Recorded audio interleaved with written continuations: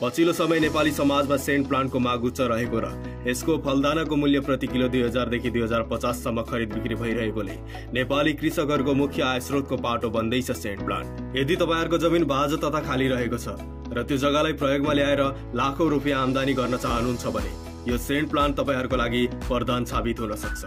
यस saint प्लान्टबाट उत्पादित फल प्रति किलो 2000 देखि 2050 सम्म खरिद बिक्री हुने गरेको छ र यस प्लान्टको बिरुवा हामी तपाईहरुलाई प्रति गोटा 2500 रुपैयाँमै उपलब्ध गराइरहेका छौं।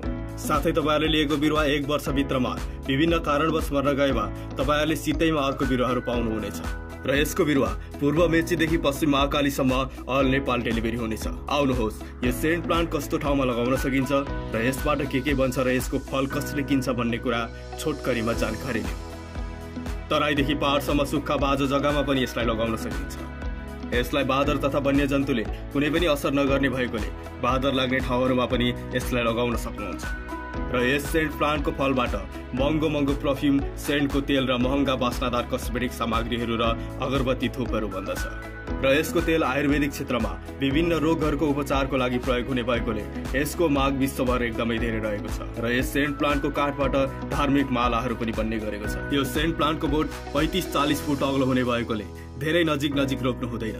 कम्तीमा 13 देखि 15 फुटको दूरी कायम गर्नु पर्दछ र यस प्लान्टले रोपेको 2-3 वर्षदेखि नै उत्पादन दिने गर्दछ र वर्षौंसम्म फल दिइरहनेछ, किनकि यो बिरुवा यस्तो वृक्ष हो जसमा एक पटकको लगानी वर्षौंसम्मको आम्दानी।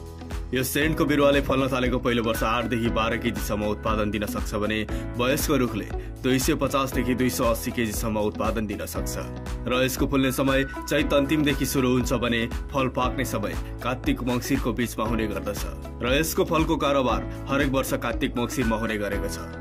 यी त थिए सेन्ट प्लान्ट सम्बन्धीको जानकारी। अब कुरा गरौँ बजार सम्बन्धी जानकारीको।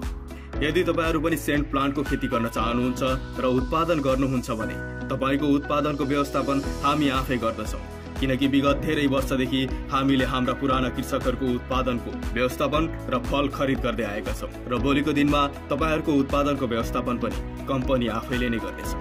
धन्यवाद। सेन्ट प्लान्ट लगाऊ, वातावरण र आफ्नो जीवन सुरक्षित बनाऊ।